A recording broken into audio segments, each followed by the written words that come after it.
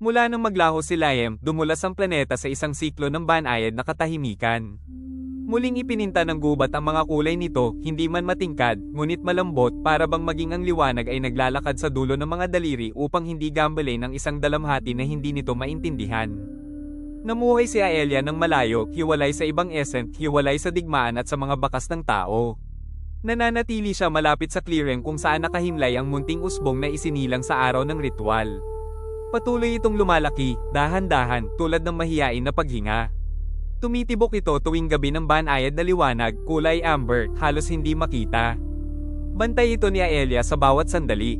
Hindi siya natutulog, hindi natutulog ang mga essence, ngunit may isang bagay sa kanya na tila walang hanggang pagbabantay. Hindi na siya nangangaso, hindi na siya umaawit kasama ng kanyang mga kapatid.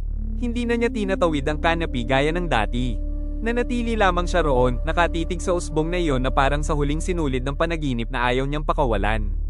Tuwing gabi, kapag pinipintang asol na tinta ng buwan ng Verelia ang gubat, umaawit siya. Hindi para tumawag, hindi para patahanan, hindi para gabayan. Iniaawit niya ang isang pangalan na walang iba pang nakakaalam. Isang pangalan na dapat ay nabura ng ritual. Isang pangalan kung maririnig ng mga essence ay hindi nila mauunawaan ang forma nito. Ngunit naaalala ito ni Aelia. Dahil ang kanyang pag-ibig ay hindi isinilang mula sa dalamhati. Hindi ito alaala o paniniwala. Ito ang pag-ibig para sa kanyang kaluluwa. At ang ritual ng pagkalimot ay hindi kayang tunawin ang isang totoong damdamin, isa sa mga damdaming hindi nakasalalay sa alaala ng maraming nilalang.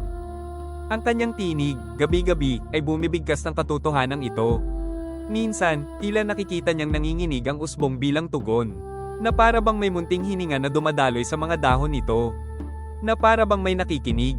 Ang mga essence na minsang dumadaan sa laylayan ay tumitingin kay Aelia, pagkatapos ay iniiwas ang mga mata. Nararamdaman nila na ang binabantayan niya ay higit pa sa kanilang mga awit, kanilang mga batas, kanilang pinagmulan. Iginagalang nila siya, kaunti ang kinatatakutan, at yumuyuko ng hindi nauunawaan. Si Aelia naman ay walang hinihiling. Siya ay naging isa na lamang, ang tagapag-ingat ng pangalang nakalimutan na ni Verelia.